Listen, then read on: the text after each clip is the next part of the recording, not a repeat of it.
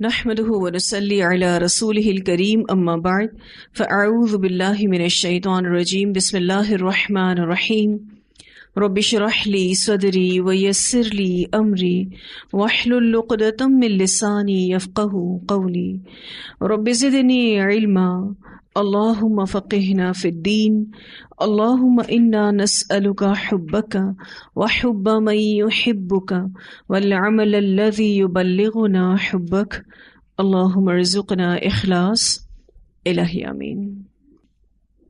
پچھلی کلاس میں ہم نے الحمدللہ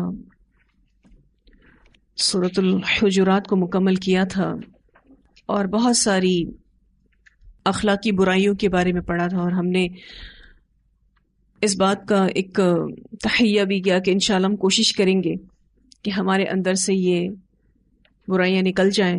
جہاں جہاں ہمیں اپنی کمی کوتاہی محسوس ہو رہی ہے ہم اپنی اصلاح کریں گے۔ کچھ دعائیں بڑی مددگار ہوتی ہیں اخلاقی برائیوں سے بچنے کے لیے۔ بخاری کی روایت میں آتا ہے اللہم فأیما مؤمن سببتہ فجعل ذلک لہ قربۃ الیک یوم القیامہ۔ یہ غیبت کے کفارے کے لیے دعا ہے، اے اللہ جس کسی مومن کو میں نے برا بھلا کہا پس قیامت کے دن اس کے لیے اپنی طرف قربت کا ذریعہ بنا دے۔ اتنی پیاری یہ دعا ہے کہ میں نے جس کسی کو بھی برا بھلا کہہ دیا ہو اللہ تعالیٰ تو اس کو اپنے قریب کر لے، اور اس سے بہتر کیا دعا ہوگی آپ دیکھیں۔ نفس کی پاکیزگی کی دعا جو ہمیں سنت سے ملتی ہے، اللہم آتی نفسی تقواها وزکیها انت خیر من زکاها انت ولیہا ومولاہا۔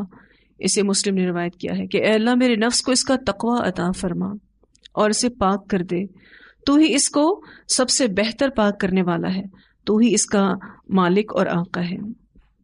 پھر برائیوں سے بچنے کے لیے استغفار بھی بہت ضروری ہے، اور استغفارات تو بہت سارے ملتے ہیں، جیسے کہ اللہم اغفر لی خطیئتی وجہلی واسرافی فی امری وما انت اعلم به منی اللہم اغفر لی ہزلی وجدی وخطئی وعمدی وکل ذالک عندی۔ اے اللہ بخش دے میری خطا، میری نادانی، میری زیادتی میرے کام میں، اور وہ گناہ جو تو مجھ سے زیادہ جانتا ہے۔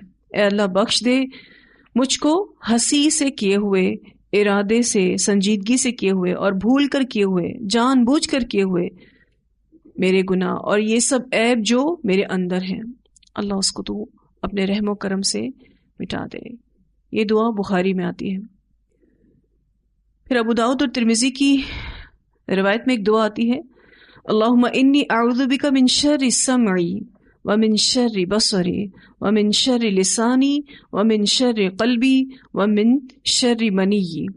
اے اللہ میں اپنے کان، آنکھ، زبان، دل اور شرمگاہ کے شر سے پناہ مانگتی ہوں، کیونکہ یہی چیزیں انسان کے لیے فتنہ بن جاتی ہیں۔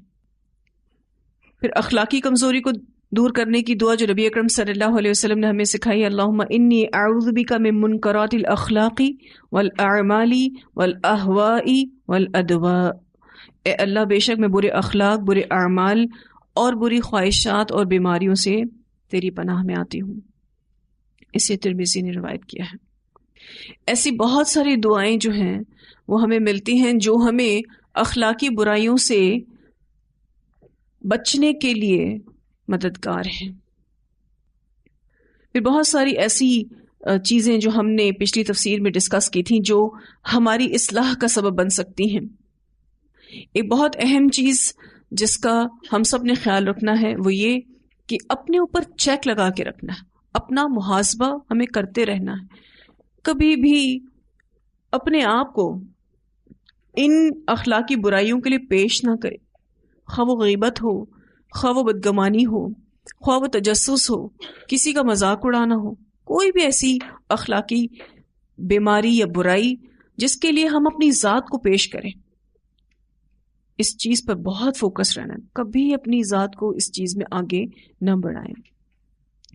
کوشش کریں زیادہ خاموش رہیں، کیونکہ جب ہم بولتے ہیں تو عمومی طور پر ہمارے کلام میں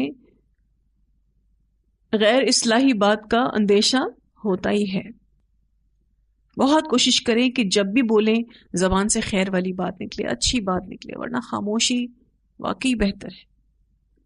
اس چیز پر محنت کے ساتھ ہی ہم قابو پا سکتے ہیں. اور کوئی غلطی ہو جاتی ہے بالفرض، ہمیں کوئی بتاتا ہے کہ آپ سے یہ غلطی ہو گئی ہے، کوئی ہمیں قرآن کی آیت سے اس بات کا احساس ہوتا ہے، فوری طور پر معافی مانگنے کا طریقہ اپنائے رکھیں.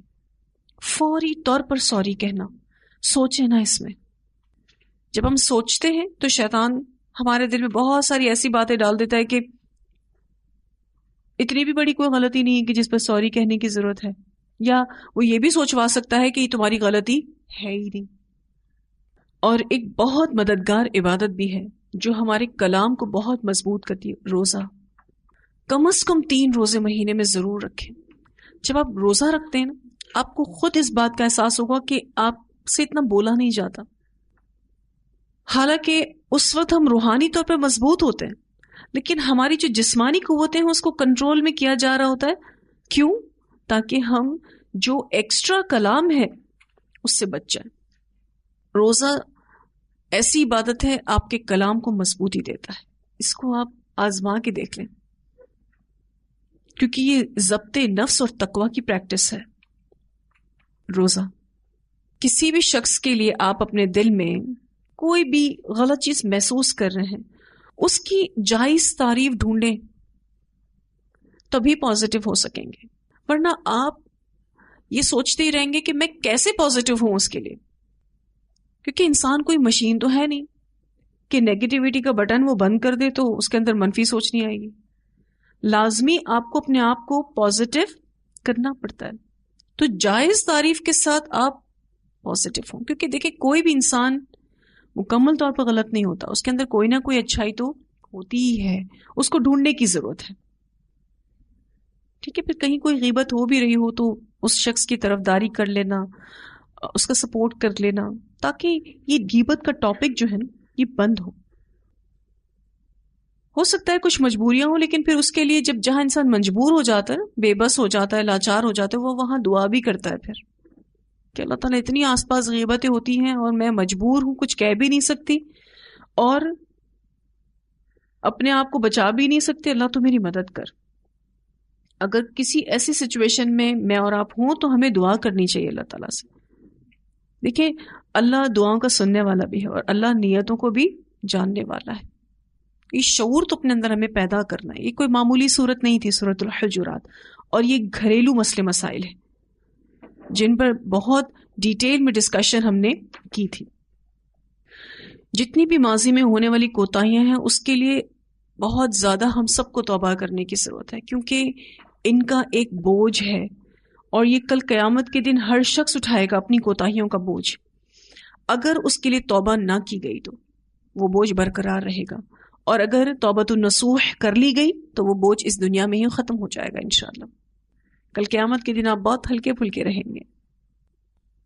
اب آج جو ہم سورج شروع کر رہے ہیں وہ بھی یوں سمجھ لیجئے کہ دوبارہ سے جو زبان کے گناہ ہیں اور ان کی اصلاح ہے اسی پر ہی بات ہوگی. سورۃ القاف، یہ نیا لیسن ہم شروع کر رہے ہیں، لیسن نمبر 268، سورہ قاف، آیت نمبر 1 سے لے کر 20 تک.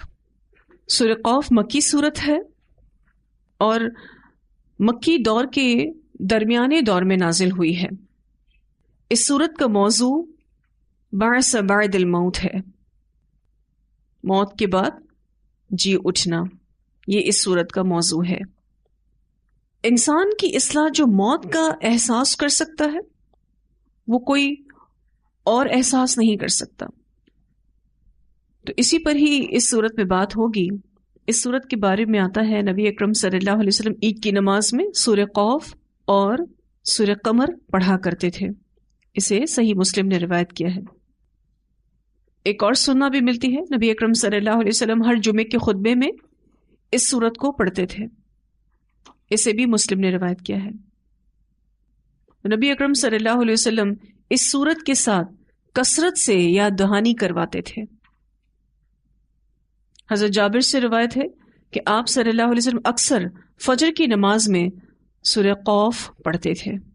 اسے صحیح مسلم نے روایت کیا ہے. اب آپ اس پر ذرا غور و فکر کیجیے گا کہ نبی اکرم صلی اللہ علیہ وسلم اس سورت کو جو جمعے کی نماز میں پڑھتے تھے، عیدین میں پڑھتے تھے، یعنی ایک طرح سے بڑے مجمع سے آپ صلی اللہ علیہ وسلم مخاطب کرنا چاہتے تھے. اس میں ایسا کیا ہے اس صورت میں؟ انشاءاللہ آپ دیکھیں گے کہ اس میں بہت اہم ٹاپکس پر بات ہوگی. ابتدائے خلق پر بات ہوگی، بعث بعد الموت پر بات ہوگی، قیامت کے دن کھڑے ہونے پر بات ہوگی، حساب کتاب پر بات ہوگی، دوزخ اور جنت کا تذکرہ آئے گا، ثواب اور عطاب کا ذکر آئے گا، ترغیب اور ترہیب کا اہتمام کیا گیا ہے. اس صورت میں بہت سے اہم موضوع ڈسکس کیے گئے ہیں، بیان کیے گئے ہیں، اور اسی صورت میں خاص الخاص جو قیامت کا ذکر ملے گا اس سے بھی بڑی اصلاح جڑی ہے. اور بڑا خوبصورت یہ کمبینیشن بھی ہے کہ ایک طرف قرآن کا اختتام بھی ہو رہا ہے اور اس صورت میں انسان کے اختتام اور آئندہ پیش آنے والے حالات کا ذکر ہوگا. جو آپ قرآن پاک کے 4 پارے جو پڑھیں گے نا انشاءاللہ 27، 28، 29، 30، جو 4 پارے آپ کے آلموسٹ رہ گئے ہیں، ان پاروں میں دلوں کی بہت زیادہ اصلاح موجود ہے. یہ ایمان کو زندہ کرنے والے پارے ہیں، آخرت کی یاد دہانی کرنے والے پارے ہیں کہ جو کچھ بھی ہم نے قرآن میں پڑھا ہے اب تک اس پر عمل کر سکیں، استقامت اختیار کر سکیں. اور یہ فکر آخرت سے ہی آتی ہے. مثلا جیسے کوئی بلڈنگ تیار ہوتی ہے، سب سے آخری تیاری اس کی فنیشنگ ہوتی ہے اور اس کے تمام سوراخ بند کر دیے جاتے ہیں جو بنانے کے لیے کیے جا رہے ہوتے ہیں، اس کو ہموار کیا جا رہا ہوتا ہے، اس کے ساری نوک پلک کو سنوارا جا رہا ہوتا ہے. تو قرآن پاک کا آخری حصہ بھی انسان کے اندر مزید نکھار لاتا ہے. یہ آخری پارے اور ان کی صورتیں یہ دلوں کی اصلاح کرنے والے ہیں، ایمان کو زندہ کرنے والے ہیں اور آخرت کی یاد دہانی کروانے والے ہیں. اب جو آپ نے پڑھا ہے آپ اس پر عمل کر سکیں، اس پر استقامت اختیار کر سکیں، اور جتنا سالڈ آخرت کا عقیدہ ہمارے اندر ہوگا اتنا ہمارے لیے عمل کرنا آسان ہوگا. قوف حروف مقطعات ہے، اس کی کوئی تفسیر نہیں. والقرآن المجید، قسم ہے قرآن مجید کی، بزرگی والے قرآن کی قسم. یہاں پر اللہ تعالیٰ نے قرآن کی قسم کھائی ہے تاکہ قرآن کو گواہ بنایا جائے. قسم کھانا، گواہ بنانا مقصود ہوتا ہے، اور یہاں پر قرآن کی صفت المجید آئی ہے. ایک معنی عظمت والا، مکمل بڑائی والا، وسعت، کرم، رفعت اور عزت کے معنی اس میں پائے جاتے ہیں. بڑی عظمت والا ہے، مکمل بڑائی والا ہے، وسعت اور کرم والا ہے، بلندگی والا ہے، بزرگی والا ہے. تو قسم ہے قرآن مجید کی. یہاں قرآن کو بزرگی والا اس لیے کہا گیا کہ اس قرآن کو نازل کرنے والی ذات بہت شان والی ہے. اس قرآن کی شان بہت ہی بلند ہے، بہت معتبر فرشتے کے ذریعے اس کو اتارا گیا، اور رسولوں میں جو سب سے بڑے اور اعلیٰ ہیں سید المرسلین رسول اللہ صلی اللہ علیہ وسلم پر نازل ہوا، اور بہت ہی برکت والی رات میں نازل ہوا. اس کے پڑھنے والوں پر مختلف پہلو قرآن کے سامنے آتے رہتے ہیں جو ان کی اصلاح کا سبب بنتے ہیں، اسی لیے یہ بہت ہی بزرگی والا ہے، اور دنیا کی کوئی کتاب اس کا مقابلہ نہیں کر سکتی، نہ مضامین کے لحاظ سے اور نہ کثیر الاشاعت کے لحاظ سے. بل عجیبو بلکہ انہیں تعجب ہوا، ان جاءہم کہ آ گیا ان کے پاس، منذرون ایک ڈرانے والا، منہم ان میں سے۔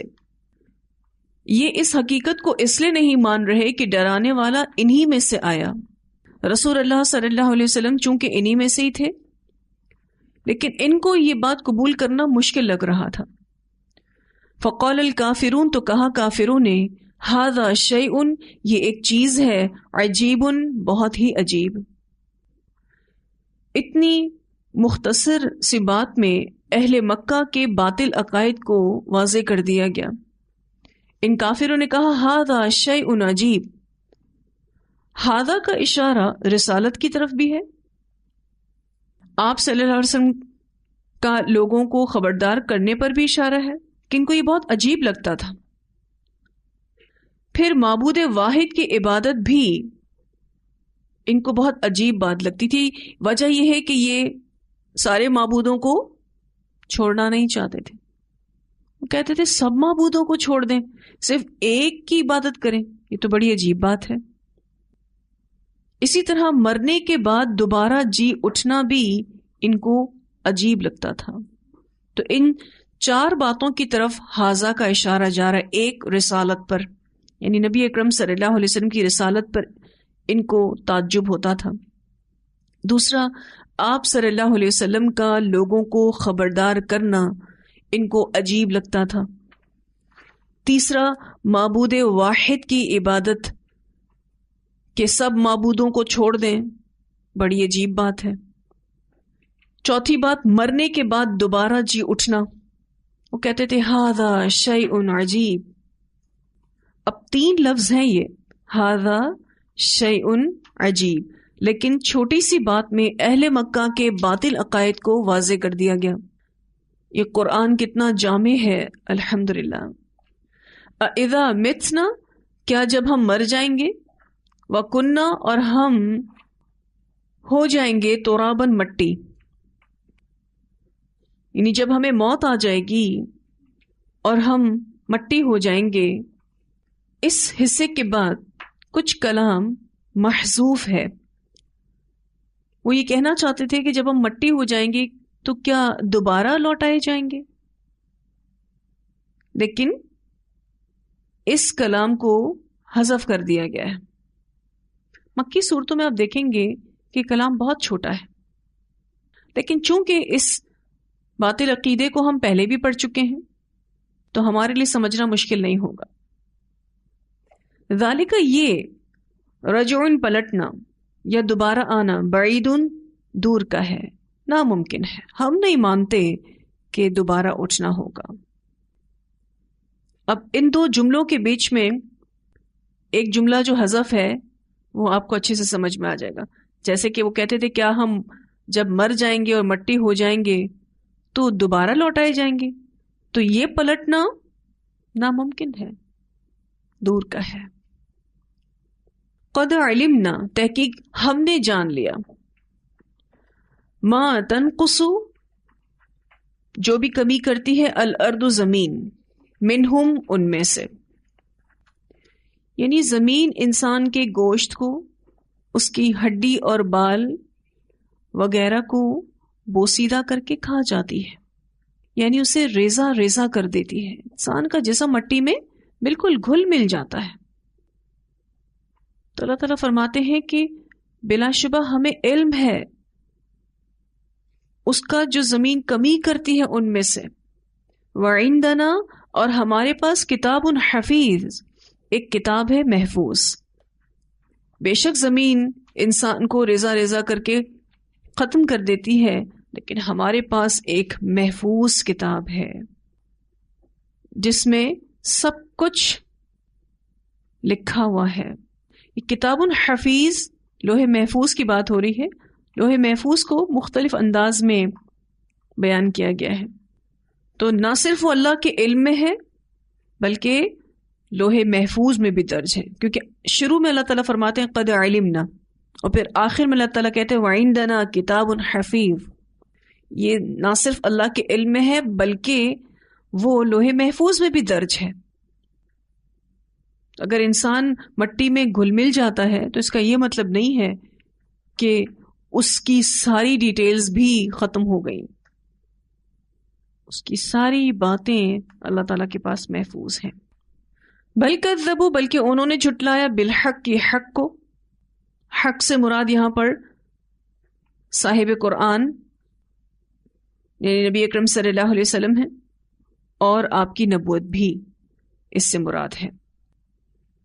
بلکہ انہوں نے جھٹلایا حق کو، لما جاءہم، جب وہ آ گیا ان کے پاس، فہم، تو وہ فی امرن، ایک معاملے میں ہے، مریج، مضطرب۔ مریج کا جو لفظ ہے اس کا معنی ہوتا ہے خلط ملط ہونا،